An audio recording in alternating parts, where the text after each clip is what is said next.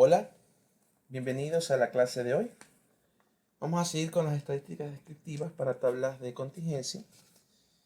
Y en clases anteriores vimos tablas 2x2 y la última hablamos de tablas 2x2 estratificadas. Queremos ir más allá el día de hoy. Volvamos a las tablas de dos vías solamente. Y veremos medidas de asociación en tablas I por J. Un poquito más general. Ahora, cuando hablamos de tablas I por J, tenemos que hablar de variables nominales y variables ordinales. Porque cada una tiene sus diferencias a la hora de ver dependencias, ¿no? Claro, las técnicas que aprendamos ahorita para nominales sirven para ordinales, pero lo contrario no es cierto. ¿Okay? Veremos las razones de posibilidades en tablas I por J, factores de asociación y otras medidas de asociación para resumir la tabla completa. En variables ordinales veremos lo que son las tendencias monótonas y cómo las medimos usando pares concordantes y discordantes, y veremos otras medidas como el gamma, el D de Somers y otros más. Bien, vamos a ver primeramente las variables nominales. Enfoquémonos en eso. En tablas 2x2, un simple número, como la razón de posibilidades, puede resumir toda la asociación entre X y Y. Razón de posibilidades o diferencia de proporciones o riesgo relativo, ¿no? Pero un simple número resume la asociación completa. En tablas I por J, no es posible resumir la asociación con un solo número sin perder información. En las tablas más grandes, si resumo con un solo número, pierdo información de la asociación. Necesito más números de ley. Ahora, un conjunto de razones de posibilidades u otro índice como diferencia de probabilidades o riesgos relativos pueden describir ciertas características de la asociación entre las dos variables categóricas. Y veremos algo de eso también hoy día. Entonces vamos a la primera parte, razones de posibilidades en las tablas I por J. La razón de posibilidades se puede calcular con dos niveles de X y dos niveles de Y. Ya sabemos cómo calcularla con dos niveles, ¿verdad? El asunto es que si X tiene Y niveles, ¿de cuántas maneras diferentes puedes escoger dos niveles? De combinatoria de 2 en Y maneras distintas. Y en el caso de Y, si tiene J, ahí debería decir J columnas. J columnas. Si tenemos J columnas en la tabla, entonces se pudieran escoger dos de los niveles de Y en combinatoria de 2 en J maneras. ¿Okay? Si por ejemplo X tiene 5 niveles, combinatoria de 2 en 5 es 5 por 4 dividido para 2, 10. Se pudieran escoger 10 pares distintos, ¿no? Muy bien. Ahora, para las filas A, en una tabla de contingencia, y la fila B, fila A y fila B, y columnas C y columnas D, pudiéramos calcular la razón de posibilidades con la misma metodología que hemos venido trabajando en tablas 2x2. Producto de los de la diagonal, pi AC por pi BD. Estas son distribuciones conjuntas o probabilidades conjuntas. Pi AC es la probabilidad de que X sea igual a A y Y sea igual a C. Pi BD es la probabilidad de que X sea igual a B y Y igual a D. Entonces multiplico las dos de la diagonal y divido para las dos fuera de la diagonal. Pi AD por pi BC. Y pudiéramos calcular esa razón de posibilidades. ¿Cuántas posibles razones de posibilidades hay? Si puedes coger dos filas de X de combinatoria de 2 en Y maneras y dos columnas de Y combinatoria de 2 en J maneras, entonces habría combinatoria de 2 en Y por combinatoria de 2 en J razones de posibilidades de este tipo. Por ejemplo, si X tuviera 5 niveles y Y tuviera 5 niveles, estamos hablando de 10 por 10, 100 razones de posibilidades de este tipo. Ahora, realmente necesito 100 razones de posibilidades para explicar la dependencia entre ¿Una variable con 5 niveles y otra variable con 5 niveles? Bueno, no. Este conjunto de razones de posibilidades, me refiero a los 100 o combinatoria de 2 en I por combinatoria de 2 en J, es realmente redundante. Contiene mucha información redundante. Se puede resumir la dependencia de la tabla sin perder información con muchísimos menos parámetros. Vamos entonces a considerar un subconjunto de las razones de posibilidades. Este subconjunto vamos a considerar las razones de posibilidades de cada fila con la siguiente y cada columna con la siguiente. Entonces estamos hablando de la fila I y la fila I más 1 y la columna J y la columna J más 1. Si considero esos dos, los de la diagonal serían pi J, pi más 1, J más 1. Y los de fuera de la diagonal serían pi I J más 1 y pi I más 1 J. Ahora, ¿cuántos de este tipo hay? ¿Cuántas de estas razones de posibilidades? Bueno, I pudiera variar desde 1 hasta I menos 1. No pudiera ser I mayúscula porque no habría siguiente fila de I mayúscula, ¿no? Y J pudiera variar desde 1 hasta J mayúscula menos 1. Asimismo no pudiera ser J mayúscula. Se selecciona entonces una fila I y una columna J y se compara con la siguiente fila y la siguiente columna. Existen I menos 1 por J menos 1 razones de posibilidades distintas de este tipo. Si las comparamos con las I combinatorias de 2 en I y combinatorias de 2 en J, son muchísimas menos. Estamos hablando de, en el caso de I que I vale 5 y J vale 5, esto es 10 por 10, 100, y aquí hablamos de 4 por 4, 16. Pero lo más interesante es que todas las 100 razones de posibilidades que existen en una tabla I por J, perdón, en una tabla I por J, en una tabla 5 por 5, se pudieran expresar en función de las 16, que son de este tipo. Solamente cada fila con la siguiente y cada columna con la siguiente. ¿Sí? Todas se pueden expresar en función de eso. Por ejemplo, para las filas A y B, con A menor que B, y columnas C y D, con C menor que D, la razón de posibilidades la definimos en la página anterior, pi a C por pi BD sobre pi a D por pi BC. Se puede demostrar, se puede probar matemáticamente que esta razón de posibilidades es igual al producto de estas de acá, T y J, y desde A hasta B menos 1, y J desde C hasta D menos 1. ¿Qué es lo que termina sucediendo? Termina sucediendo que algunos que aparecen en el denominador en algunas de estas, luego aparecen en el numerador en otras. Y se terminan cancelando. Y se cancelan tanto que solamente quedan las de interés. Entonces, con estas I menos 1 por J menos 1, que tengo acá, de este tipo, subconjunto de razones y posibilidades, puedo expresar toditas las combinatorias de 2 en I por combinatoria de 2 en J existentes. Toditas. Entonces tenemos eso, ¿no? Un conjunto más pequeño o un subconjunto de las razones de posibilidades que las definen a todas. Veamos un pequeño ejemplo. Antes del ejemplo. Si θ y j es igual a 1, para i igual 1 hasta i menos 1 y j igual 1 hasta j menos 1, entonces, si es 1 para todos los θ son 1, todos los θ y j, entonces tenemos que x y y son independientes.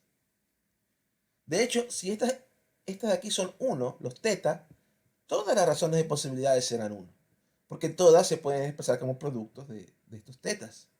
Y si todos son 1, entonces todos van a dar 1, ¿verdad? Entonces, bastaría, la hipótesis de dependencia está fijando i menos 1 por j menos 1 parámetros, los fija a 1, y automáticamente con eso se fijan todos los combinatorios de 2 en i por combinatorio de 2 en j parámetros, o razones de posibilidades. ¿Sí? Bien. Veamos el ejemplito. ¿Se acuerdan no? Del infarto de miocardio. Tabla 2 por 3. Tabla 2 por 3. Entonces, cuando hablamos aquí de θ 1, 1, hablaríamos de la fila 1 con la fila 2, es decir, placebo con aspirina, y la columna 1 con la siguiente, columna 1 con columna 2, ataque fatal con ataque no fatal. Y note que le he puesto aquí un sombrerito, indicando que no son las verdaderas razones de posibilidades, sino que son estimaciones a partir de la muestra. Entonces, con la primera y segunda fila, primera y segunda columna, formamos el producto cruzado, ¿no? 18 por 99 dividido para 171 por 5. Entonces, 2.08 es la razón de posibilidades entre las filas y las dos primeras columnas. Cuando hablamos aquí de teta 1, 2, fila 1 con la siguiente, con fila 2, placebo aspirina. Y cuando aquí dice 2, es la columna 2 con la siguiente, la columna 3, es decir, ataque no fatal y sin ataque. Entonces aquí en esta subtabla tenemos 171 por 10.933 dividido para 10.845 por 99. ¿Y cuánto da eso? 1.74. Este sería el teta 1, 2. Con estas dos son suficientes para representar toda la dependencia. Estamos hablando de que ¿cuántos de estos tetas hay? 2 menos 1 por 3 menos 1 es 1 por 2, 2. ¿Cuántos habría en total? Combinatoria de 2 en 2 es 1, combinatoria de 2 en 3 es 3. 3 por 1, 3. Hay 3 en total razones de posibilidades. ¿Cuál falta aquí? Y tenemos fila 1 con fila 2 siempre va a ser, ¿no? Hicimos 1 con 2 y 2 con 3. Faltaría 1 con 3. Pero ¿cómo calculo la de 1 con 3? Sería el producto. Teta 1, 1 por teta 1, 2. Esto nos daría la razón de posibilidades entre columna 1, columna 3, fila 1, fila 2. Y note qué es lo que ocurre si usted multiplica estos dos, ¿no? El 99 que está aquí se cancela con el 99 que está acá. El 171 que está aquí se cancela con el 171 que está acá. ¿Qué le queda en el denominador? 5 por 10.845. ¿Qué le queda en el numerador? 18 por 10.933. Que no es más que el producto cruzado, mire. Primera columna con tercera. 18, 10.933. Y lo fuera de la diagonal, 10.845 con 5. En ese pequeño ejemplo se ve que el producto de estos dos da el deseado, ¿no? Aquí están las tres razones de posibilidades posibles, pero de 3 se puede representar solo con 2. La siguiente o la última es redundante. Teniendo las dos primeras puedo calcular la tercera. ¿Ok? Muy bien, excelente. ¿Qué significan estos valores de 2, 1,74, 3,63? Todos son mayores que 1. Entonces es más posible, por ejemplo en este, tener ataque fatal en placebo que en aspirina. Cuando comparamos ataque fatal con ataque no fatal. 2.08 es 2 veces más posible. El de acá abajo, recuerde que compara primera con tercera, ¿no? Es 3.63 veces más posible tener ataque fatal con placebo que con aspirina. Cuando se compara el ataque fatal con los que no tuvieron ataque. Muy bien. Continuamos. Si todas las distribuciones conjuntas son mayores que ceros, en otras palabras, no hay ceros estructurales, entonces las I más J menos 2 probabilidades marginales. ¿Por qué decimos I más J menos 2? Las probabilidades marginales y P y más son I, ¿verdad? Sin embargo, esas I necesito solamente I menos 1 para representarlas, porque la última se puede calcular de las primeras, porque la suma debe dar 1, ¿no? Entonces, con I menos 1, usted me da las primeras I menos 1 y ya sé cómo calcular la última. La de acá también se puede representar con J menos 1. Entonces, realmente estas dos distribuciones marginales se pueden representar con I más J menos 2 probabilidades marginales. Y las razones de posibilidades locales que vimos hace un ratito, los teta y J, hay I menos 1 por J menos 1. Estas de aquí definen completamente las I por J menos 1 probabilidades conjuntas. Otro error aquí. conjuntas con S. ¿Sí? Si usted suma I menos 1 por J menos 1 más I más J menos 2 le va a dar IJ menos 1. Ya puede hacer una pausa y hacer la prueba de esa suma, ¿no? Entonces, vemos aquí que para representar la distribución conjunta completa, recuerde que la distribución conjunta tiene I por J probabilidades, pero como suman a 1, realmente necesito solamente I por J menos 1 probabilidades para representarlas, pero las puedo representar enteramente en función de las marginales y solamente este es un conjunto de posibilidades. Tengo la distribución conjunta completa. Entonces, esto de aquí, los TTIJ te definen completamente la dependencia entre las dos variables. Ahora, este no es el único conjunto mínimo de razones de posibilidades. Este es que está definido de cada fila con la siguiente y cada columna con la siguiente. Hay otros subconjuntos de las razones de posibilidades que también definen a todas completamente. Por ejemplo, en vez de comparar con la siguiente fila y columna, se puede comparar con una fila o columna de referencia. Quizás pudiéramos poner la de referencia la última fila y la última columna. La última fila y la última columna, el último nivel de cada variable, como un nivel de referencia. Y comparamos la fila I minúscula con la fila I mayúscula. Comparamos la fila J minúscula con la fila J mayúscula. Y hacemos esto para I igual 1 hasta I menos 1 y J igual 1 hasta J menos 1. ¿Sí? Entonces, aquí notamos ahorita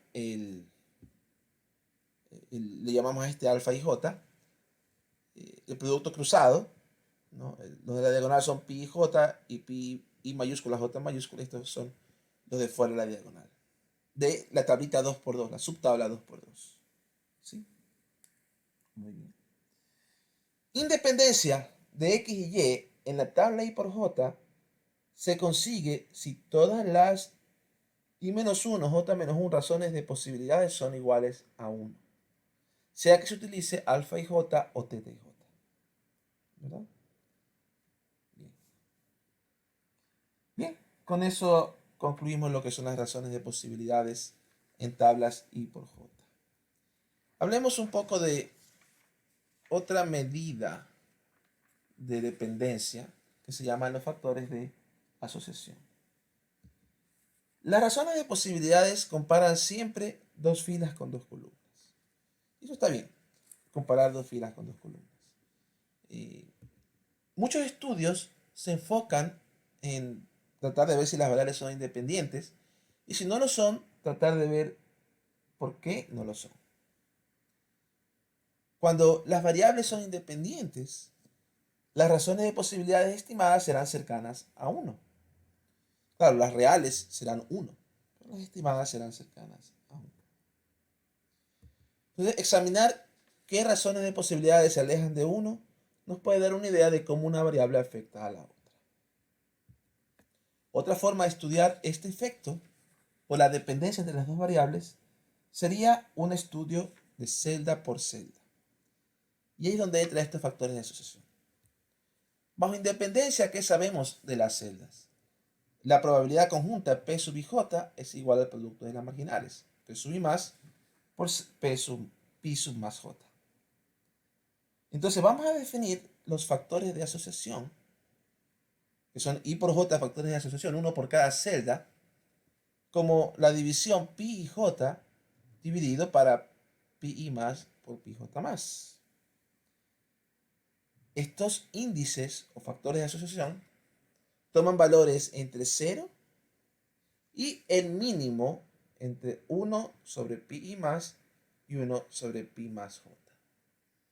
Si por ejemplo pi i más, vamos a suponer que es un tercio y pi más j es un tercio, 1 sobre un tercio es 3. 1 sobre un tercio es 3 y tendríamos que el mínimo es 3, ¿no? El mínimo de esos dos, eso quiere decir que este podría ir de 0 a 3, ¿no? Bien, no va de 0 a infinito, como otros que hemos visto, pero va de 0 al mínimo de estas dos cantidades. ¿Ok? Ese es el factor de asociación. Bajo independencia, este factor de asociación debería dar igual a 1. Todos los factores de asociación deberían ser iguales a 1. Igual que las razones de posibilidades, ¿no? Entonces, se puede investigar qué celdas tienen un factor de asociación significativamente distinto de uno. Definir ahí qué significa distinto de uno significativamente es un poco más difícil. Veremos otras formas más luego de comparar o de buscar en celdas, estudiar la dependencia, ¿no? Algunos autores quizás sugieren un factor de independencia entre un medio y dos. Dos se considera significativo, menor que un medio, mayor que dos pudiera ser que sí. Pero otra vez, depende de cuánto valen las marginales. Si yo tuviera marginales de un medio, en I, tanto en I como en J, entonces el máximo será 2. Y ser mayor que 2 va a ser difícil, porque siempre será menor que 2, ¿no? Es una regla arbitraria esta que está aquí. Pero pudiera ser una regla. Alguien pudiera considerar quizás un tercio y 3 o una fracción más pequeña, ¿no? Muy bien, excelente. Vamos ahora a ver medidas de asociación de resumen. Estamos hablando de números que hagan una descripción completa de la tabla, aunque pierda dependencia, pudiera sumarizar la tabla con un solo número. Entonces, otra forma de describir la asociación es con un solo índice de resumen. Se podría utilizar una estructura similar al R cuadrado de regresión normal. En regresión normal, el R cuadrado describe la reducción proporcional en varianza de la distribución marginal de Y a la distribución condicional de Y dado X. En otras palabras, la varianza de Y, o la variabilidad, la incertidumbre sobre Y, es una si no conozco X. Pero dado X, si conozco X, la varianza de Y va a disminuir. De hecho, esta siempre es mayor o igual que la de acá. Claro, la varianza de Y dado X se espera que sea más pequeñita y siempre va a ser menor o igual que la otra, pero depende de X. Porque al decir dado X, quiere decir que puede ser distinta para cada valor posible de X. Y como puede ser distinta, y X tiene una distribución de probabilidades, pudiéramos hablar del valor esperado de esta varianza. ¿Ok? Entonces, esta diferencia es la reducción. ¿Cuánto reduzco? Si esta varianza de Y dado X es chiquita, querría decir que X ayuda a explicar bastante Y. Porque reduce la incertidumbre acerca de Y. Entonces, si esta es bien chiquita en comparación con la varianza de Y, entonces X ayuda a explicar bastante bien. Viéndolo de forma proporcional, es decir, cuánto es esta reducción con respecto a la varianza de Y, es lo que usualmente se conoce como el R cuadrado. Un R cuadrado cercano a 1 quiere decir que X ayuda a explicar bastante Y, ¿no? ¿Cuál sería un problema de aplicar esta fórmula directamente a datos categóricos? En datos categóricos, los niveles de X y Y no son números, son categorías. Y sería un error ponerles 1, 2, 3 a estas categorías, a estos niveles. Peor si es nominal. Quizás en variables ordinales pudiéramos justificar el reemplazar los niveles por números y tratarlas como variables numéricas. Pero en variables nominales, no. Porque el orden de los niveles usted lo puede poner en cualquier orden. Y distintos órdenes le van a dar distintas numeraciones y completamente distintos resultados. Entonces, no sería válido reemplazar niveles de una variable nominal por simples números y calcular un R cuadrado de regresión. Entonces, queremos, de alguna manera, esto lo acabo de decir ahorita, las variables categóricas, sobre todo los nominales, no tienen media ni varianza. Necesitamos alguna medida de incertidumbre que no dependa del valor numérico de las variables. Entonces vamos a considerar una que se llama la entropía. ¿Cuándo en una variable categórica tenemos la menor incertidumbre posible? La menor incertidumbre es cuando el 100% de la probabilidad se concentra en un solo nivel. Si la probabilidad de que X o de que Y de un cierto nivel es 1, entonces quiere decir que tenemos cero incertidumbre. Por otro lado, la mayor incertidumbre es cuando la probabilidad se distribuye uniformemente entre todos los niveles. Si tengo 3 niveles, cada uno con probabilidad de 1/3, esa es la mayor incertidumbre posible en una variable categórica.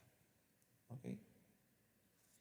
En 1948, Shannon propuso una medida que se llama la entropía. Y es una medida de incertidumbre que no considera para nada el valor que toman las variables, sino solamente las probabilidades. Él probó que la entropía satisface la condición que mencionamos. Si, por ejemplo, todas las probabilidades se concentraran en un solo categoría, pi sub j sería 0 para la mayoría, 0 por logaritmo de 0, logaritmo de 0 es menos infinito, pero aquí el límite daría 0, excepto cuando en una categoría que pi j sería 1, ¿verdad? Logaritmo de 1 es 0, entonces 0 por 1 daría 0, esa sería la menor incertidumbre posible. Sin embargo, si usted se aleja de eso, si usted tiene que pi sub j no es 1 en ninguno, sino que es menor que 1, al ser pi sub j menor que 1, o haber algunos menores que 1, logaritmo de un número menor que 1 será negativo. Y entonces, ahora todo esto va a dar un número negativo y por menos daría un número positivo. No es varianza, le llamo B de Y porque se parece a la varianza, pero no es varianza, es la entropía. También se puede probar que si usted maximiza este valor, sujeto a la restricción de que pi 1 más pi 2 más pi el último sea igual a 1, si usted maximiza eso con multiplicadores de Lagrange, suponiendo que la suma da 1, el máximo se obtiene cuando todos los pi son igual a 1 sobre j, ¿no? 1 sobre j mayúscula. Esa es la de mayor incertidumbre, ¿no? Entonces, esa es una que propuso Shannon, la entropía. Más adelante, Taylor propuso utilizar la entropía para definir una medida similar a R cuadrado. Claro, ya tenemos aquí la entropía de la variable Y solo en función de las probabilidades de cada nivel. Taylor entonces propone usar la entropía condicional de Y dado X está en el nivel Y, es decir, la entropía condicional para la fila Y. Es la misma definición de Shannon de entropía, pero utilizando la distribución condicional. Recuerde que la distribución condicional pi sub j dado I, hemos fijado X en la fila I y los pi sub j en este caso suman a 1. Entonces el mismo concepto de entropía, pero definido condicionando en la fila I. Claro, si ponemos aquí la definición de distribución condicional, pi j dado I sería la conjunta pi j dividido para I pi más. Lo mismo aquí dentro, ¿no? Muy bien. ¿Por qué podemos hablar aquí de un valor esperado? Porque X no siempre es fijo. Claro, hay problemas en los que los totales por fila han sido fijos, es decir, usted se le fija qué individuos van a tener X igual a Y. Pero si X también es una variable de respuesta, entonces X no sabemos cuánto va a ser X. No sabemos si va a ser 1, 2, 3 o hasta Y mayúscula, ¿no? Entonces, este de aquí, que depende de I, aquí se suma J y ya no depende de J, solo depende de I, va a tener una probabilidad. Entonces, sacamos el valor esperado de la entropía condicional. Valor esperado de la entropía condicional. Es la entropía condicional cuando X es igual a Y, multiplicado por la probabilidad de que X es igual a Y. Y esto se suma, ¿no? Y claro, si cojo y reemplazo este que está aquí por el que está acá arriba, lo tenemos en menos, tendré sumatoria doble sobre I sobre J. Recuerda que aquí era pi J sobre pi y más, ¿verdad? Pero al multiplicar esto por el pi y más de aquí, se cancela. Y queda simplemente pi j por logaritmo de pi j sobre pi y más. ¿Okay? Esa sería la entropía condicional esperada. Menos la doble sumatoria de pi y más por el logaritmo de pi j pi y más. Claro, esto sería condicionando y en x, ¿no?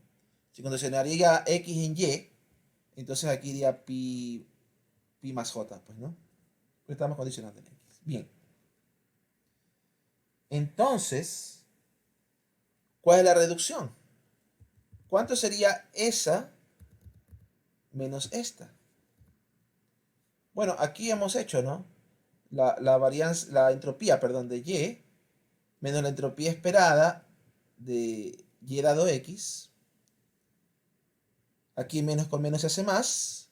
El de acá queda como más, el de acá queda como menos. Pi más j, ¿se acuerda que es la sumatoria sobre i de pi y j?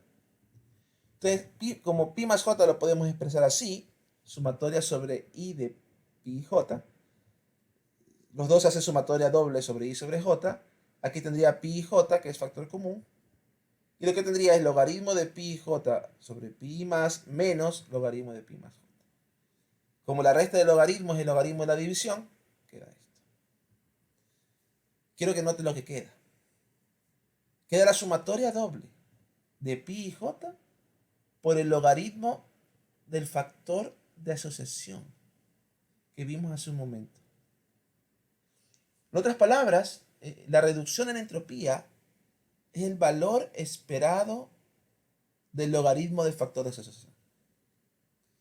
Si el factor de asociación fuese realmente 1, si hubiera independencia, todos los factores de asociación serían 1, el logaritmo de 1 es 0. Y en ese caso, la reducción aquí sería 0. ¿Y por qué sería 0? Porque son independientes. X no me ayuda a explicar Y. Por otro lado, si son dependientes, obviamente esto va a ser mayor que 0, ¿no? Muy bien. El índice U de Tail es esta diferencia, que le he puesto aquí en el numerador, dividido para B de Y, que es este que está aquí en el paréntesis. Esa cantidad es una cantidad que también se conoce como coeficiente de incertidumbre en ciertas literaturas, porque hay otro U de Tail que se utiliza en series de tiempo, no hay que confundirlo con ese, ¿no? Valores posibles de U es entre 0 y 1, al igual que el R cuadrado. Si X y Y son independientes, U es igual a 0. Y esto es una condición sí, solo sí. Es decir, si U es igual a 0, entonces X y Y son independientes. ¿Bajo qué circunstancia U es igual a 1? Si para cada I existe un J, tal que pi sub J dado I es igual a 1. En otras palabras, si saber X determina completamente el nivel en que va a caer Y. Alguno de sus niveles va a tener probabilidad 1 y el resto 0. Si para cada Y existe un J que satisfaga eso, entonces U será igual a 1. Y claro, en tablas tendremos valores entre 0 y 1 normalmente, ¿no? Valores bajos, valores de U cercano a 0, indica independencia. Valores de U cercano a 1 indica una fuerte dependencia. Claro, 1 es la única medida tipo R cuadrada que existen, hay otras. Ya mismo cuando veamos cómo calcular en R, solamente voy a mencionar algunas para que ustedes después las investiguen si desean, ¿no? Pero quería mencionarles más que sea una aquí en este curso. Hay una librería que se llama Desk Tools. Puede instalarla usted mismo, Desk Tools, y probarla. Ahí hay una función que se llama TailU, que calcula un índice diferente relacionado con modelos de predicción. Este TailU de Desk Tools es el que tiene que ver con series de tiempo. Sin embargo, la misma librería Desk Tools contiene otra función que se llama AnsertCoef. AnsertCoef, este calcula el U de Tail para tablas de contingencia. AnsertCoef. ¿Sí? ¿Cómo lo usa? Simplemente pone AnsertCoef y la tabla de contingencia que está pensando calcular. Y ese le da un cálculo. ¿Está bien? Muy bien. Más adelante veremos un ejemplo del cálculo en el Answered Coef. Es más mínimo vamos a ver otra función de DSTURS que es bien bonita, le calcula toditas estos medidas de dependencia, ¿no? O no toditas, pero las más conocidas. Hablemos un ratito ahora de variables ordinales. Variables ordinales. Y comencemos con un ejemplo para comprenderlo. Vamos a suponer que tenemos una encuesta de satisfacción laboral. Esta es una encuesta real que se hizo en Estados Unidos, por si acaso. La edad no se pregunta directamente, es un valor medio delicado de preguntar. Entonces, a algunos no les gusta que les pregunten. Entonces, la persona se clasifica en tres categorías. Menor a 30 años, de 30 a 50, o mayor que 50. Y tenemos la satisfacción laboral. Uno quiere decir que la persona está disatisfecha, no está satisfecha en su trabajo. Dos quiere decir que está un poco satisfecho con su trabajo. Y tres quiere decir que está muy satisfecho. Una escala tipo Likert. Evidentemente, estas dos variables categóricas están ordenadas sus niveles, es decir, son ordinales. Edad tiene tres niveles ordenados. Menor a 30 es un nivel menor que de 30 a 50. Y el otro, el de acá es mayor que 50, es mayor que de 30 a 50. Entonces, están ordenados. Lo mismo sucede en satisfacción laboral. Son variables ordinales. Y aquí tenemos la tabla. 34, 53, 88, 80, 174, 304, 29, 75, 172. Quiero que recuerden un poco esta tabla para poder comprender lo que vamos a hacer dentro de poco cuando veamos los resultados. De hecho, si usted gusta, puede pausar, hacer una fotográfica de esta y tenerla a la mano, o si quiere copiarlas a mano, ¿no? Para poder hacer los cálculos que vamos a hacer dentro de un momento. Ok. Vamos a hablar de lo que son las tendencias monótonas. Pares concordantes y pares discordantes. El asunto es que con variables ordinales podemos hablar de tendencias monótonas. En el ejemplo de satisfacción laboral, pudiéramos decir, satisfacción laboral aumenta cuando la edad aumenta. Este es un tipo de dependencia distinta que las dependencias posibles en una tabla de contingencia. Estamos hablando a medida que la una aumenta, la otra también aumenta. O pudiera ser a medida que la una aumenta, la otra disminuye. Cualquiera de las dos es lo que se conoce como una tendencia monótona. En nominales no podemos hablar de eso porque no podemos decir que la una aumenta o disminuye. Pero en ordinales sí, ¿no? Una de las medidas que describe el grado de esta relación, la tendencia monótona, se basa en pares de sujetos. Un par es concordante si el sujeto con X más alto también tiene Y más alto. Un par es discordante, y otro error ortográfico, discordante. Acá arriba está bien escrito, discordante. Si el sujeto con X más alto tiene Y más bajo. ¿Ok? Entonces, por ejemplo, considera un sujeto que está en la celda edad menor que 30, disatisfecho con su trabajo, no está satisfecho. Y comparémoslo con otro sujeto que está en la celda edad de 30 a 50 y satisfacción poco satisfecho. Poco satisfecho. ¿Ok? Ahora, comparando estos dos sujetos, estamos hablando de un par de sujetos, ¿no? Uno aquí, otro acá. El X del primer sujeto es menor que el X del segundo sujeto. O el X del segundo sujeto es más alto que el X del primero. El Y del segundo sujeto es más alto que el Y del primero. Este sería un par concordante. Porque el sujeto que tiene X más alto también tiene Y más alto. Por otro lado, considere este otro par. Un sujeto en la celda menor que 30, poco satisfecho, y otro sujeto en la celda de 30 a 50, disatisfecho, no está satisfecho con su trabajo. Ahora, ¿cuál es el sujeto que tiene el X más alto? 30, 50, es el segundo sujeto. Pero este segundo sujeto no es el que tiene el Y más alto, ¿verdad? Es el que tiene el Y más bajo entre los dos. Entonces, este de aquí sería un par discordante. Si hubiera una tendencia monótona, creciente, los pares concordantes serían más probables. Si hubiera una tendencia monótona decreciente, los pares discordantes serían más probables. Claro, puede haber otro tipo de dependencia entre dos variables que no sea tendencia monótona, ¿verdad? Pero aquí nos queremos concentrar en esas tendencias monótonas. ¿Cuáles son los pares concordantes del ejemplo que vimos?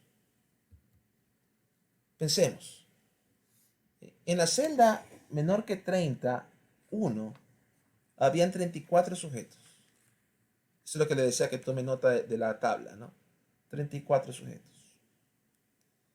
Ahora, estos sujetos, ¿con qué otros sujetos formarían pares concordantes? Bueno, aquí la celda 30, los sujetos que caen en la celda 3052 formarían pares concordantes con estos 34, ¿verdad? Porque tienen mayor X y mayor Y. Los sujetos que caen en la celda 3053 también tienen mayor X y mayor Y. Mayor que 52 también tiene mayor X y mayor Y. Y mayor que 53 también tiene mayor X y mayor Y. Entonces, estos 34 sujetos los combino con los 174 de la celda 3052, 304 de la celda 3053, 75 de la celda mayor que 52 y 172 de la celda mayor que 53. Entonces, todos estos 34 forman pares concordantes con todos estos de acá. Multiplico eso y me queda que hay 24.650 pares concordantes de los sujetos de la celda menor que 31 con las otras celdas. Considera ahora la celda menor que 32. ¿Qué celdas formarían pares concordantes con estos 53 sujetos? Cualquiera que tenga un X más alto y un Y más alto. Claro, Y más alto que 2 solo puede ser 3.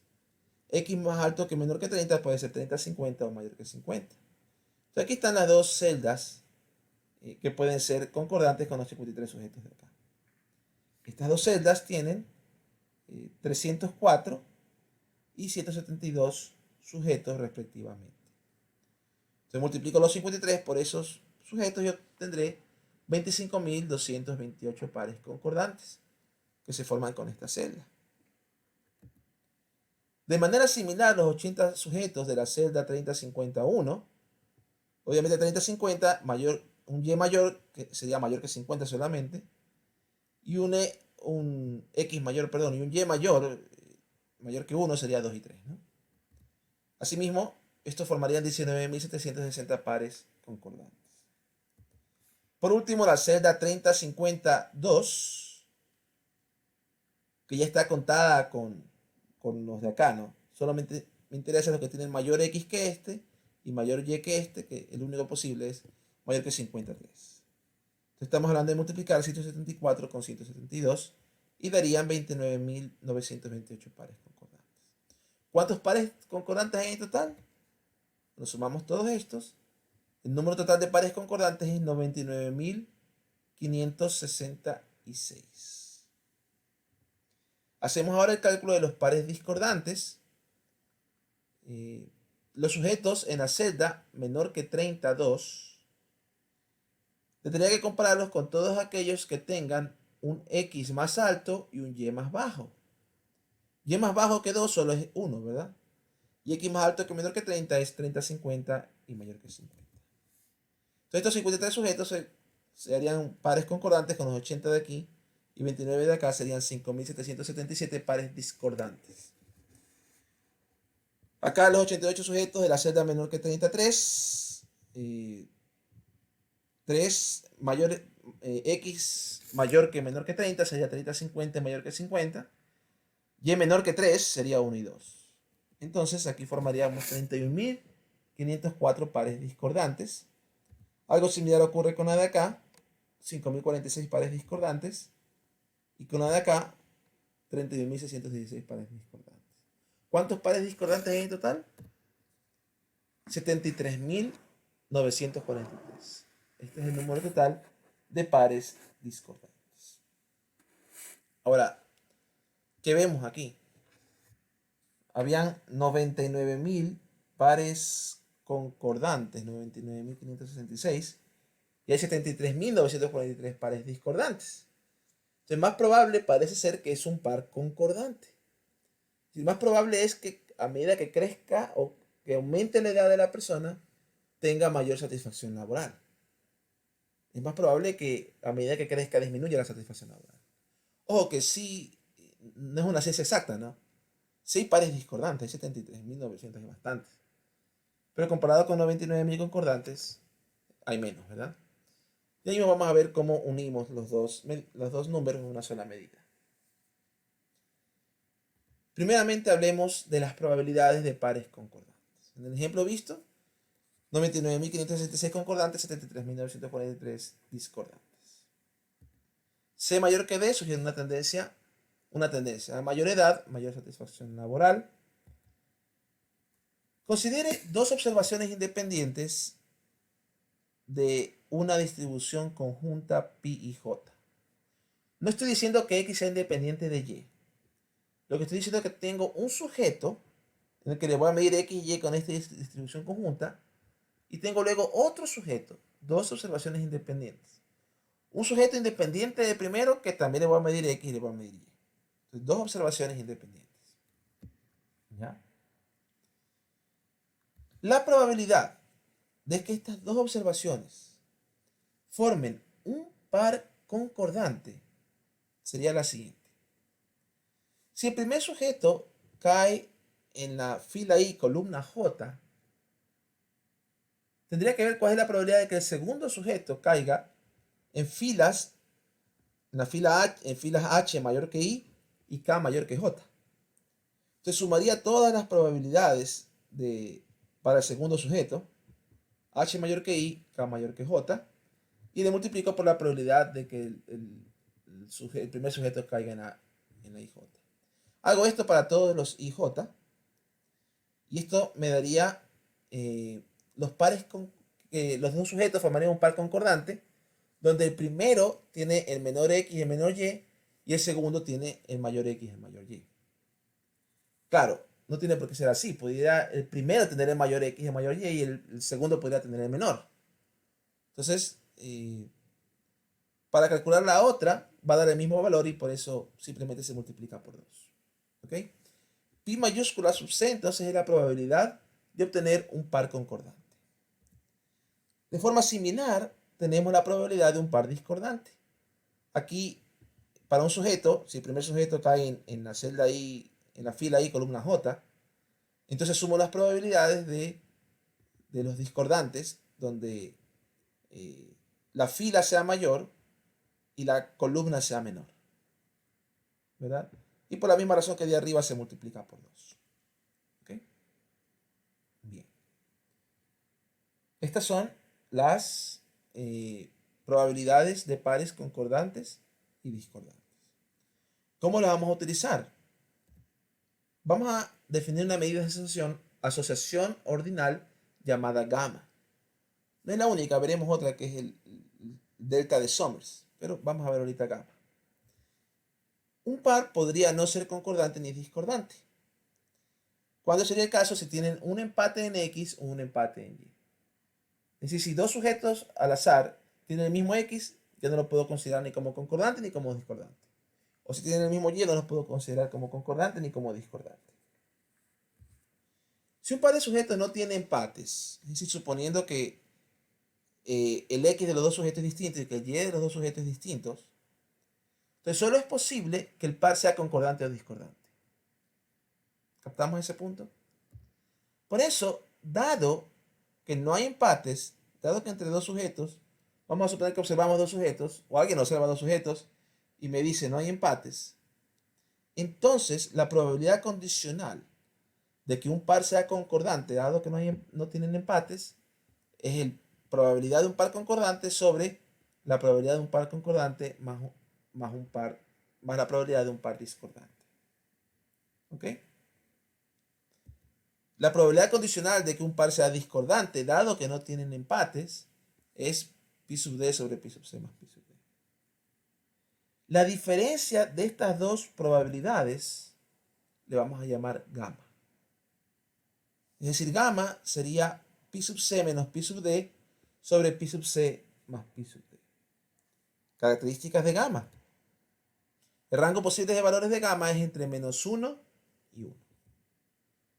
Gamma es igual a 1 si y solo si la probabilidad de un par discordante es igual a 0. Es decir, cuando no hay empate, entonces el par tiene que ser concordante. Eso sería gamma igual a 1. Es más o menos como la correlación, ¿no? Y gamma igual a 1 implicaría una tendencia monótona bien fuerte, ¿no? Siempre todos los pares donde no son empates habrá concordancia. Es decir, mayor X, mayor Y. Pi igual menos 1 quiere decir que la probabilidad de concordante es 0. En ese caso, todos los pares que no son empates serán discordantes. Lo que quiere decir mayor X, menor Y. Mayor X, menor Y. Cuando no hay empates, ¿no? Muy bien. Pi igual 0 solo se obtiene cuando ambas probabilidades son iguales.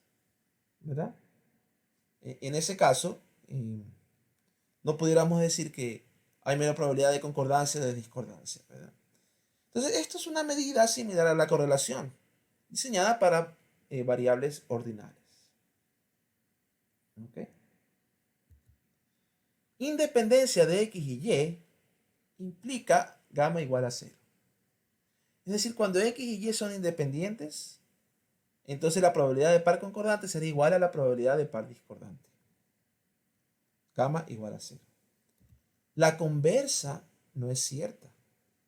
Hay distribuciones conjuntas en las que X y Y no son independientes y aún así pi sub c es igual a pi sub d y por ende gamma es igual a 0. Lo mismo que ocurre con la correlación. La correlación 0 no implica independencia, pero independencia sí implica correlación 0, ¿no? Entonces algo similar ocurre aquí, ¿no? Ahora, ¿cuál es la versión muestral? ¿Cómo estimo gamma a partir de una muestra? Perdón, antes de eso. Gamma no es una medida de dependencia arbitraria. O sea, no es una simple medida de dependencia. No es gamma cero dependencia, independencia y gamma distinto de cero dependencia, no. Es una medida de tendencia monótona. Gamma cero quiere decir no hay tendencia monótona. Gamma 1, tendencia monótona creciente. Gamma menos 1, tendencia monótona decreciente perfecta. Gamma independencia implica gamma 0. Gamma 0 no implica independencia. Ahora sí, versión muestral de este indicador, C menos D sobre C más D. Número de pares concordantes menos número de pares discordantes dividido para la suma. En el caso del ejemplo que hicimos, de satisfacción laboral, el gamma sombrero da 0.148. Positivo, es decir, hay un poquito de tendencia monótona. A medida que la edad sube, la satisfacción laboral sube, pero no es tan fuerte la relación. Habría que hacer un intervalo de confianza. Ya vamos a ver qué hace esos intervalos de confianza. No vamos a ver la teoría de eso. Sí me voy a concentrar en intervalos de confianza para otros parámetros más adelante. Pero aquí sí, lo que sí quería indicar es que sí hay una relación positiva, pero es débil. 0.148 es más cercana a 0 que cercana a 1, ¿no? Bien. Solo hay una tendencia débil a que la satisfacción laboral aumente cuando la edad aumenta. Ahora sí, hagamos los cálculos en R. ¿Qué le parece si creamos una matriz, ponemos por columnas un solo vector con todos los valores, 34, 80, 29, 53, 174, 75, 88, 304, 372, tres columnas, nombres de las dimensiones, los nombres de la fila son menos 30, 30 y 50 y mayor que 50 y le vamos a llamar a las filas edad. Los nombres de las columnas, dis, poco, muy, le vamos a llamar a las columnas satisfacción. A esta matriz le transformamos como tabla y le mostramos. Usted pone estos tres comandos en R y obtiene esto, ¿no? No es necesario poner tabla para ver, yo siempre pongo para ver si me parece bien. Pero aquí está la misma tabla que teníamos hace un ratito. La librería DESTUS que mencionamos hace un rato, usted puede calcular el gamma poniendo el comando Goodman-Kruskal gamma. Ellos son los autores. Goodman y Kruskal son los dos autores de la medida gamma. Tabla y obtiene lo mismo que obtuvimos, ¿no? 0.147. ¿Sí? Goodman-Kruskal gamma. Hay otro comando en R que se llama ASOX. El comando también está en la librería DESTUS. ASOX coge una tabla y calcula un pocotón de coeficientes de mediciones de dependencia. Coeficiente phi, coeficiente de contingencia, el V de Kramer, el gamma de Kruskal de Goodman-Kruskal, que es el que acabamos de ver, .1477. Kendall de Tau, el delta de Somers, el Tau de Stuart, hay un pocotón, ¿no? Y acá está el coeficiente de incertidumbre, ¿verdad? Que ese era el basado en entropía para las nominales. ¿Se acuerda que aquí lo puede calcular columna dado de las filas o fila dado de las columnas, ¿no? Puede calcular el coeficiente de incertidumbre. Quizás alguien se sorprenda aquí de ver el coeficiente de Pearson. Este coeficiente de Pearson, correlación de Pearson es correlación entre números. Lo que hace es simplemente reemplaza cada nivel por números y calcula la correlación entre ellos. Estaría bien hacer eso con ordinales. Con nominales nunca lo haga. El ASOC se lo va a calcular para nominales y ordinales. La computadora se lo calcula, le dice coja cada nivel, haciéndole un número 1, 2, 3, 4 y ya está, ¿no? Pero en nominales eso no sería correcto. En nominales deberíamos ver al en nominales al coeficiente de incertidumbre, el U de tail, este que está acá abajo. Ordinales pudiéramos ver el Goodman-Kruskal. Si usted quiere investigar, puede investigar. Estos han sido a lo largo de la historia, algunos son bien viejitos. Yo les voy a dar uno más que es el delta de Somers. Les voy a explicar el delta de Somers con tablas 2 por J. Y claro, el R lo calcula para tablas I por J, ¿no? Les voy a explicar qué significa el delta de Somers. En un momento, falta poquito. ¿Ok? Para el delta de Somers, vamos a primero comprender lo que es la comparación probabilística de variables ordinales. Vamos a suponer que tenemos una tabla 2 por J. Es decir, la variable de respuesta Y va a tener J niveles, pero vamos a comparar solo dos grupos. X va a tener dos niveles, solo tenemos dos filas en la tabla. Como la tabla de los ataques al corazón con placebo y aspirina. Dos filas solamente. ¿Ok? Suponga que Y es una variable de respuesta ordinal. Es decir, lo que vamos a hacer a continuación no se aplica para variables de respuesta nominales, sino solo para variables ordinales. X pudiera ser nominal o ordinal realmente, porque solo tiene dos niveles. Hay que ejercer cuidado en los niveles de X, cuál pone uno primero, cuál pone uno después, ¿no? Pero lo que nos interesa es que Y sea ordinal. Vamos a suponer que tenemos dos sujetos, uno en la primera fila y uno en la segunda. La respuesta de la variable Y al sujeto de la primera fila le vamos a llamar Y1. Y la respuesta al sujeto de la segunda fila, Y2. Obviamente estos dos sujetos van a ser independientes entre sí. Una medida que resume la relación entre las dos variables es la diferencia de estas dos probabilidades. Probabilidad de Y1 mayor que Y2 menos la probabilidad de Y2 mayor que Y1. En otras palabras, en la primera probabilidad, ¿cuál es la probabilidad de que el resultado de Y en la primera fila sea mayor que el resultado de Y en la segunda? Ojo que esto no se puede definir para variables nominales, porque variables nominales, y1 mayor que y2 no tiene significado, no hay orden en los niveles de y. Pero aquí sí hay orden en los niveles de y. Por ejemplo, si el y estamos hablando de eh, ataque al corazón, no ataque es menor que ataque no fatal, y ataque no fatal es menor que ataque fatal. O satisfacción laboral.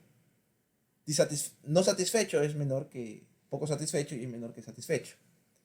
Entonces, ahí sí podemos hablar de mayor entre dos observaciones de y. Entonces, la probabilidad de que una observación en la fila 1 sea mayor que el y de la fila 2. ¿Verdad? El y de un sujeto en la fila 2. Eso no se puede definir para nominales. Entonces, menos la probabilidad de que y2 sea mayor que y1, al revés, ¿no? Muy bien. Este delta, obviamente, va a ser un valor entre menos 1 y 1. ¿Qué quiere decir que delta sea igual a 0? Si delta es igual a 0, entonces dos sujetos en las filas 1 y 2 respectivamente, dado que no tienen empate en y, la probabilidad de que y sea más alto en la fila 1 que en la fila 2 es la misma que la probabilidad de que el y sea más alto en la fila 2 que en la fila 1. Eso fue un trabalenguas, ¿no? Pero pensemos, ¿qué significa delta igual a 0? Significa probabilidad de y1 mayor que 2, que y2 es igual que la probabilidad de y2 mayor que y1. Es decir, dado que y1 no es igual a y2, dado que no hay empates, ¿verdad? Y más alto en la fila 1 que en la fila 2, ese evento tiene la misma probabilidad que y más alto en la fila 2 que en la fila 1. Eso quiere decir delta igual a 0. Delta mayor que 0 quiere decir que los sujetos en la fila 1 tienden a tener y más grande que los sujetos de la fila 2. Eso es lo que quiere decir delta mayor que 0. Y en la fila 1 son, ojo, no quiere decir que un sujeto de la fila 1 siempre tenga y más grande que en la fila 2. Pero en probabilidad, la tendencia es que los de la fila 1 tengan un valor de y más grande que los de la fila 2. Vamos a una condición un poco más estricta. Vamos a ver lo que se llama la ordenación estocástica. Claro, si y1 tiene la misma distribución que y2, en ese caso delta es igual a 0. Es decir, si la probabilidad condicional pi sub j dado 1 es la misma que pi sub j dado 2, delta sería igual a 0. Eso sería bajo la hipótesis de independencia o de, ¿se acuerda? Distribución homogénea. La conversa no es cierto. Delta igual a 0 no implica que y1 tiene la misma distribución que y2, ¿no? Pero si tienen la misma distribución, delta sería igual a 0. Considera entonces las distribuciones acumuladas condicionales. Esto no está definido para las nominales porque en las nominales no hay orden de los niveles. En las ordinales hay un orden, entonces siempre tenemos la de probabilidad acumulada hasta el nivel j. Considera todos los niveles menores o iguales al nivel j. Probabilidad condicional para la fila i. En este caso estamos hablando de dos filas, no la fila 1 y la fila 2. Se dice que la fila 1 es estocásticamente más grande que la fila 2 si las probabilidades acumuladas de la fila 1 son menores o iguales que las probabilidades acumuladas de la fila 2 para todo j. Quizás alguien está viendo y como ha visto que antes he cometido errores ortográficos, dice, aquí cometí un error ortográfico porque fila 1 más grande que fila 2, pero acá dice fila 1 menor o igual que fila 2. No es un error, eso es correcto. Lo voy a ilustrar con un gráfico en un momento. Pero fila 1 estocásticamente más grande que la fila 2 significa que las acumuladas en la fila 1 son menores o iguales que las acumuladas en la fila 2. Esta condición de que fila 1 sea estocásticamente más grande que la fila 2 implica que delta es mayor o igual que 0. Es decir, que la probabilidad de que Y sea más grande en la fila 1 que en la fila 2 es mayor que la probabilidad de que Y sea más grande en la fila 2 que en la fila 1. Es decir, la fila 1 tiende a tener Y's más grandes. La conversa no es cierta. Delta mayor o igual que 0 no implica ordenación estocástica. Esta ordenación estocástica es una condición más fuerte. Ahora, otra vez, quizás aquí todavía no han visto la intuición de por qué fila 1 más grande que la fila 2 significa acumulada de la fila 1 menor o igual que la acumulada de la fila 2. Veamos un gráfico. Mire, vamos a suponer que Y tiene 5 niveles. 1, 2, 3, 4, 5. ¿Ok? Entonces le he puesto aquí 5 niveles a Y y le he puesto como que fueran números para hablar de la acumulada. Claro, no hablamos de acumulada, no hay nivel menor que 1, por eso aquí hablamos de 0. De que hay un salto, la probabilidad de Y igual a 1. Luego acá hay otro salto, la probabilidad de Y igual a 1 más la probabilidad de Y igual a 2. Aquí hay otro salto, la probabilidad de Y igual a 1 más la probabilidad de Y igual a 2 más la probabilidad de Y igual a 3, etc. Muy bien. Y llego hasta 1. Perfecto, en 5 ya tengo 1. Ahora, fila 1 es la negra. Fila 2 es la roja. ¿Verdad? ¿Cuál es menor o igual? En este caso, la fila 1 es menor o igual, la acumulada de la fila 1 es menor o igual que la acumulada de la fila 2.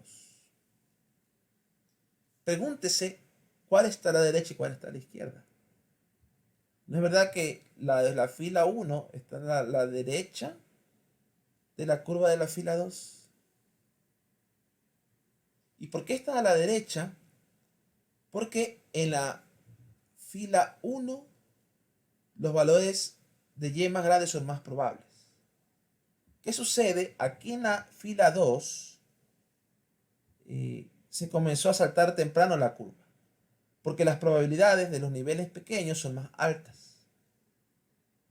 Mientras que en la fila 1 las probabilidades de los niveles pequeños son bajas.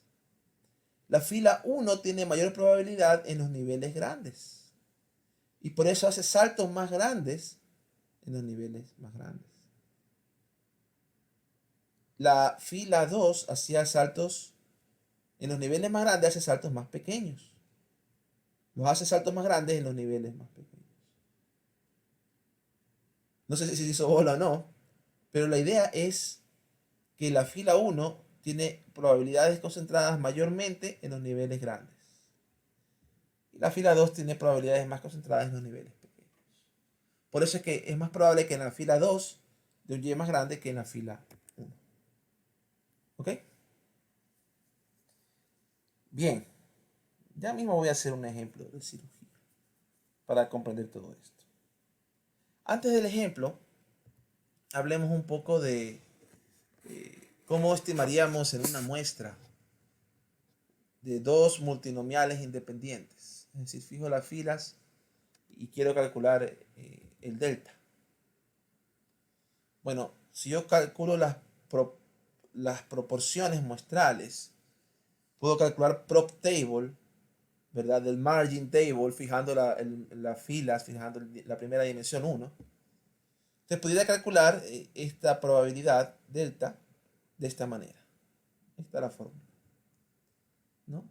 El primero tiene que ver con la probabilidad de que, note que J es el Y para la fila 1 y K es el Y de la fila 2.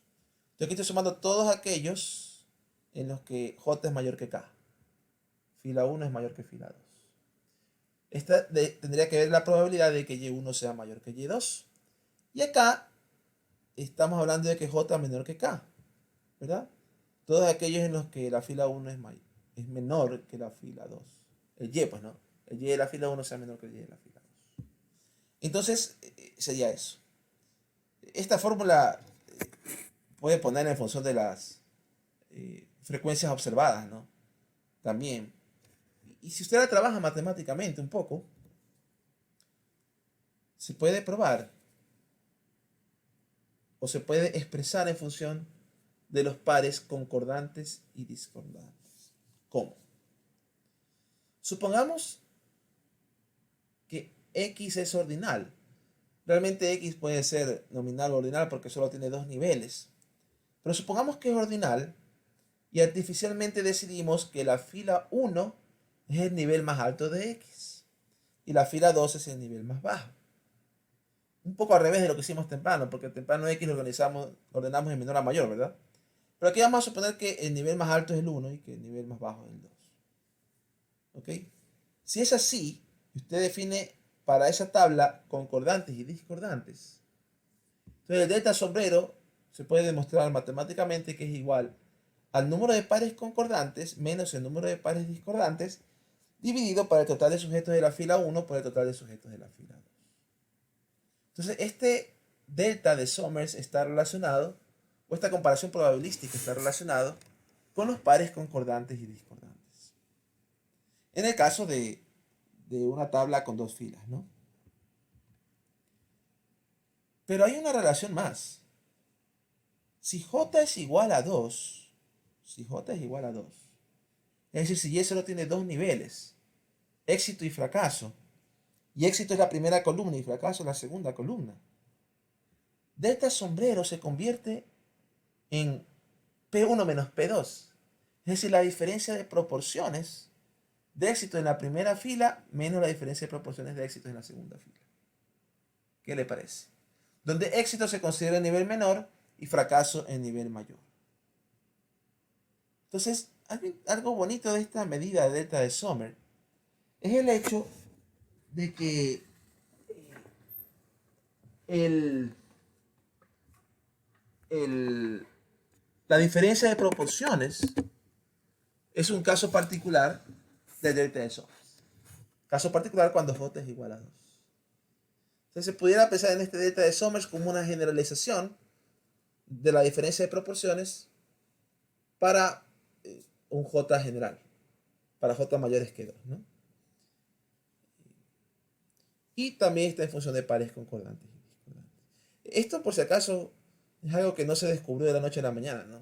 Fue a los años varios artículos que fueron viendo cómo se relacionaban los unos con los otros.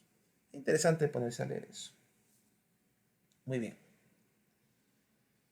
Veamos un ejemplo. Tratamiento del dolor. Este es un ejemplo real, es un caso de estudio. Un grupo de pacientes recibieron cirugía de hombro, pero estaban probando una cirugía laparoscópica. Y el problema es que después de la cirugía todavía se experimentaba cierto dolor en el hombro. Entonces se quiso experimentar un tratamiento para ver si se podía disminuir el dolor. Entonces hablamos de tratamiento activo comparado con un control usualmente placebo. Y se tenían 41 pacientes en este estudio que recibieron la cirugía laparoscópica en el hombro y fueron asignados aleatoriamente a los tratamientos. Después de 5 días de la cirugía, se midió el nivel de dolor. Básicamente se le dijo a cada paciente que calificara su dolor en una escala del 1 al 5, donde 1, un dolor bajo, y 5, un dolor alto. ¿Ok? Escala tipo Likert también. Tratamiento, activo y control. Le hemos puesto a más alto como la primera fila y el más bajo como segunda fila. Hay que tener un poco de cuidado ahí porque los pares concordantes y discordantes un poquito al revés de lo que vimos temprano, en el sentido de que aquí activo es mayor que control. ¿Okay? La primera fila es mayor que la segunda. En todo caso, vemos que entre los activos hay 19 que tuvieron dolor bajo, 1, 2 que tuvieron dolor 2, 1 que tuvo dolor 3, 0, 4 y 0, 5, ¿verdad? En los controles hubieron 7, son 19 controles, 22 activos. Hubieron 7 que tuvieron dolor bajo, 3 nivel 2, 4 nivel 3, 3 nivel 4 y 2 tuvieron el dolor alto. ¿Ok? Esos son los datos, estos son datos reales, este fue un estudio real. Las distribuciones condicionales, cogemos esta tabla, la hacemos prop table, la hacemos por fila, ¿no? 86% tuvieron dolor 1, nivel 1 de dolor para los de activo, 9%, nivel de dolor 2 y 4% nivel de dolor 3. 0 en 4, 0 en 5, la suma da 1. Para el placebo o control, 36, 37% casi nivel 1 de dolor, 16% nivel 2 de dolor, 21% nivel 3, 16% nivel 4, 10%, 11% casi nivel 5. Calculemos distribuciones acumuladas estimadas para estos, ¿no? Distribuciones condicionales acumuladas. 0.864, 0.955, 111. 0.864 más 0.09 da 0.95. 0.955 más 0.045 da 1. Y para allá la probabilidad acumulada es 1. 0.368 más 0.158 da 0.526. 0.526 más 0.211 da 0.737, etc. ¿Ok? Estas son las distribuciones acumuladas. ¿Qué notamos? ¿Cuál es menor o igual que cuál? La de placebo, la acumulada de placebo siempre es menor o igual que la acumulada de activo. 36%, 86%, 52%, 95%, 73%, 1, 89%, 1, 1, 1. Entonces, como la acumulada de placebo es menor o igual que la acumulada de activo, esto quiere decir que el nivel de dolor de placebo es estocásticamente mayor que el nivel de dolor de activo. Como el de placebo tiene una acumulada menor o igual que la de activo, entonces el de placebo tiene un dolor que es estocásticamente mayor que el de activo. Con el ejemplo va quedando claro, ¿no? Quizás aquí es mejor expresarlo en función de estocásticamente menor. Estocásticamente menor quiere decir que la acumulada es mayor o igual. La acumulada de activo es mayor o igual que la acumulada de placebo. Por ende, el nivel de dolor para el tratamiento activo es estocásticamente menor que el nivel de dolor para placebo. Estamos comparando dos variables ordinales. Nivel de dolor no es un número, es una categoría, donde quizás al paciente se presentó unas 5 caritas, ¿verdad? Desde alguien feliz hasta alguien con mucho dolor. O se le presentó palabras, dolor muy bajo, bajo, medio, alto, muy alto. No sé. Pero son categorías, no son números. ¿Sí? Entonces, esto de comparar distribuciones acumuladas me dice aquí que el tratamiento activo es estocásticamente menor que el de placebo. Es más probable que usted no que tenga dolor más bajo si le da el tratamiento activo. Si usted cuenta, hay 24 pares concordantes. Es decir, los 7 que te daban en control con nivel de dolor 1, se los compara con los 2 en tratamiento activo con nivel de dolor 2 y uno que tenía nivel de dolor 3. Había 0 en 4 y 0 en 5, ¿no? Los 3 de control que tienen nivel de dolor 2 se lo compara con el 1 activo que tiene nivel de dolor 3 y de 4 y 5 que son 0. Entonces son 24 pares concordantes, 251 pares discordantes, lo cual da menos 0.543. Esto es un valor negativo. Recuerden, es un valor entre menos 1 y 1. Es más fuerte que lo que vimos en satisfacción laboral, más cercano a menos 1 que a 0, ¿no? Es media, no es tampoco tan cercano a menos 1 que digamos, ¿no? Pero sí es más cercano a menos 1 que a 0. Y es negativa, porque a mayor tratamiento, es decir, cuando voy de placebo activo, entonces el dolor disminuye. Es decir, es una medición de que este tratamiento sí funciona para disminuir el dolor. ¿Ok? Finalmente, Nere a SOX calculaba, pero si lo quiere calcular directamente, aquí puse la tabla. El único cuidado es que R sí supone que el orden es como debe ser. El otro lo saqué del libro, ¿no? Donde activo está primero y placebo después, y tiene su sentido en ciertas cosas poner eso primero. Pero en R asume que el orden es como aparece. Es decir, tratamiento ordenado, placebo menor que activo, tendría que ir placebo primero y activo después. Por eso esta tabla está al revés de lo que la puse. Si usted le pone activo primero y placebo después, le va a dar positivo aquí, ¿no? Entonces, placebo primero, activo después y dolores ordenados también. 1, 2, 3, 4, 5. Le introducimos como hemos introducido otras tablas y le aplica la función Somers Delta que está en el paquete de Stools, la misma librería. Y usando esa función, Somers Delta se puede hacer en dirección de columna, de fila o simétrica. Queremos la dirección de columna, es decir, la variable ordinal es la que está en columna y estamos comparando filas.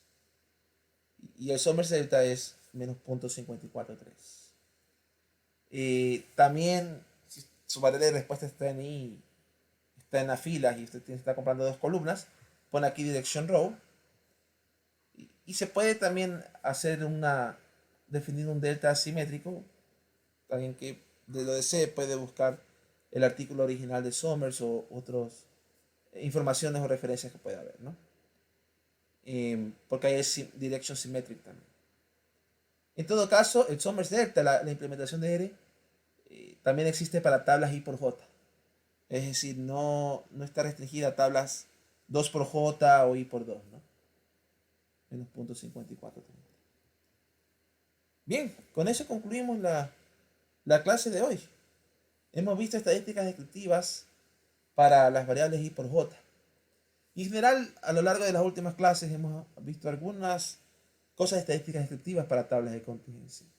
Hablamos primero de lo que eran tablas de contingencia, gráficos.